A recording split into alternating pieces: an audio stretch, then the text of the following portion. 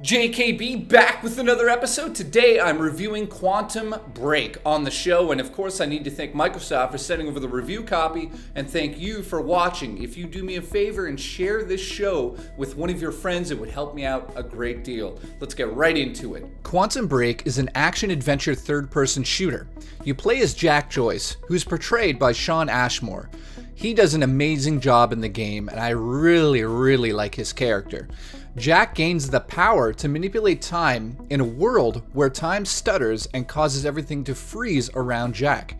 You gain time manipulation powers that let you defeat enemies as the game unfolds. The most important part of the game is the time-shifting powers, which you'll be using most of the time when you're in the gameplay segments, not watching the TV show. And all of the powers that you gain as you play this game get better and better. I felt myself kind of wondering why do I only have this one power in the beginning, but it opens up as you play the game. And once you unlock 6 or 7 of these things, that's when you start to see the strategy involved with using the time manipulation powers. And then of course you run into time manipulation puzzles that are a little weak, and I'll get into that at the end of the review when I talk about my likes and dislikes of the game. I have to say though, once you get your powers going and figure out how to use all of these time manipulating abilities, the game really is fun. And that's when the game really opened up for me.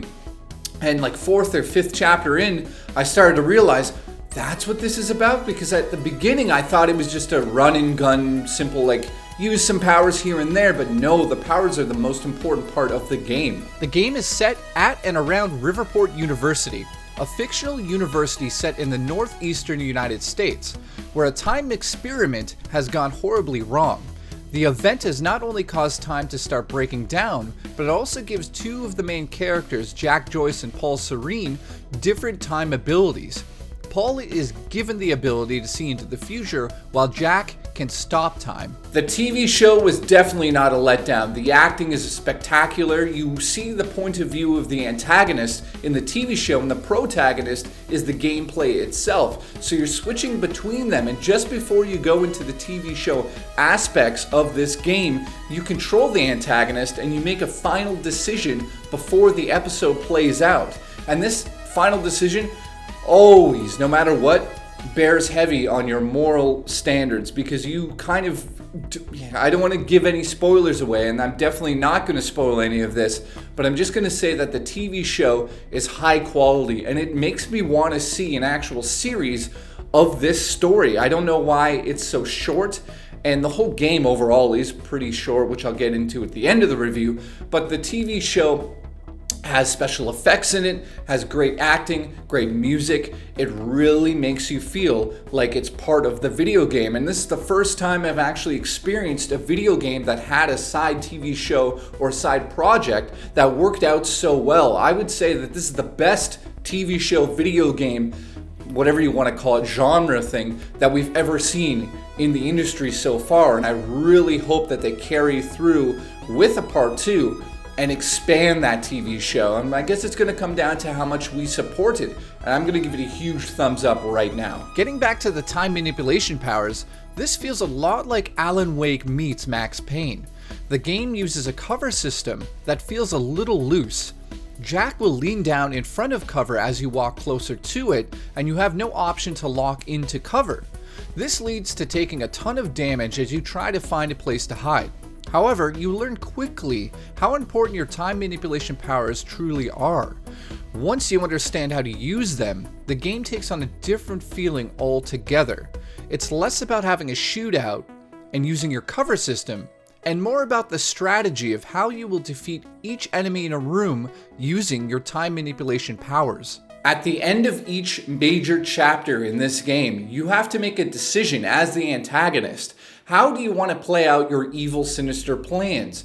Are you evil? Most of the questions will ask, do you want to do this or do you want to do that? And the secondary question is always, seems to be a little bit worse in terms of, maybe I'm not going to spoil too much by saying killing somebody, not somebody in the main story, but killing a side character or saving that side character. And that's where the game really pulls at your heartstrings, and you get this emotional bond with the villain that I didn't expect. I really thought Jack Joyce, the main character, was really well acted. But the villain, I know they went to the people who write really good shows and they went, what's the secret here? And they said the villain has to be just as interesting as your hero. And in this game, I have to say, when you are making these decisions that drive the story forward and add to the replayability, it makes you feel like shit when you make a decision that ends somebody's life. And it makes you feel great when you save somebody's life as the villain in this game. This is something I haven't seen in a video game for quite some time, and I give it a huge thumbs up as well.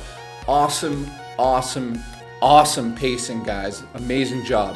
The game looks absolutely gorgeous at times. However, it does seem to have a hard time dealing with what's on screen, and the anti-aliasing seems to be having a mind of its own.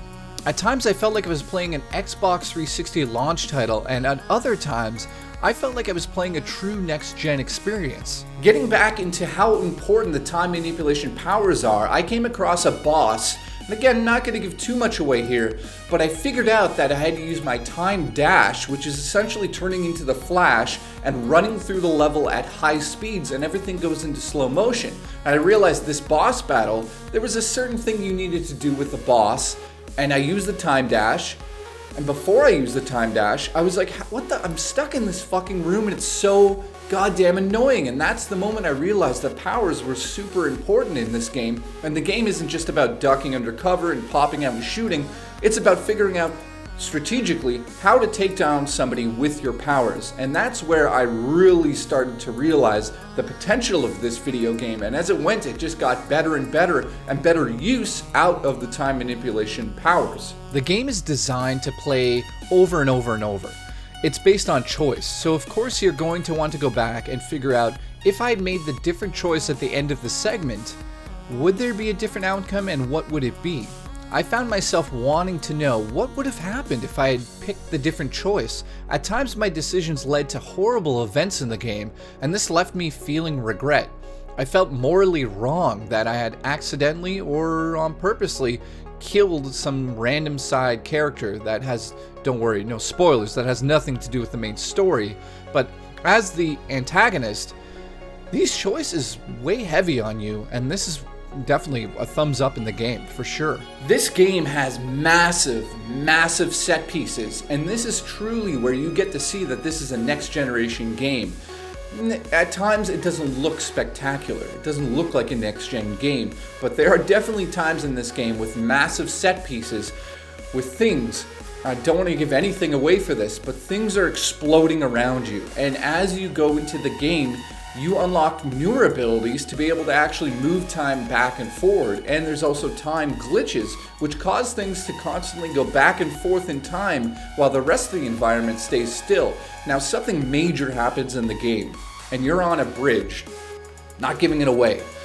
But when this happens, and you see the power that must have went into the design team, the power, they said, we want to do something crazy, and they literally did something crazy. They've taken a whole environment that completely destroys and goes back together, and that's the moment in the game I went, this right here is a next generation title.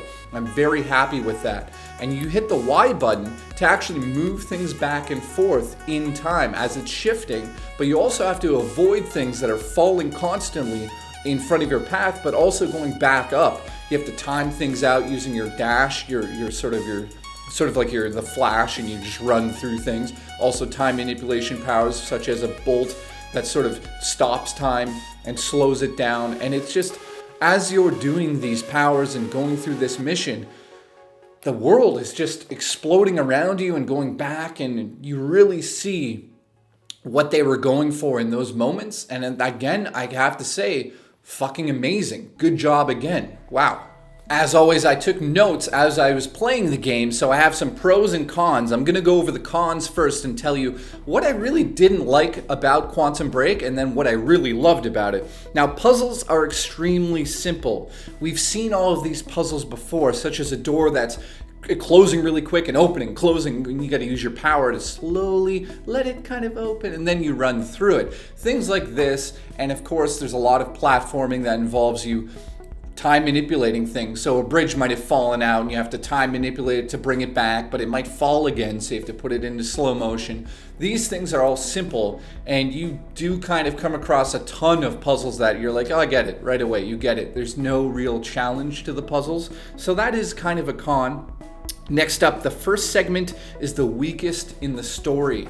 And I have to say, so the game's cut up into segments, and when you're introduced to Jack Joyce, he's just a regular dude who's just going to check out his friends, but something spectacular happens, and I don't feel like the drama was in that scene. There wasn't enough, it's like, if you're going to get superpowers like this, make it an epic scene, and it really kind of disappointed me. So to be honest, the beginning of the story isn't spectacular, but I'm going to tell you now, it does get better as you go. And lastly, for cons, because there isn't too many of them, the blurry, washed out visuals kind of just get in the way at times. And what I mean by that is it the power of the Xbox One is not up to par? Is it because the resolution is changing constantly? It has a dynamic resolution system that changes based on what's going on the screen.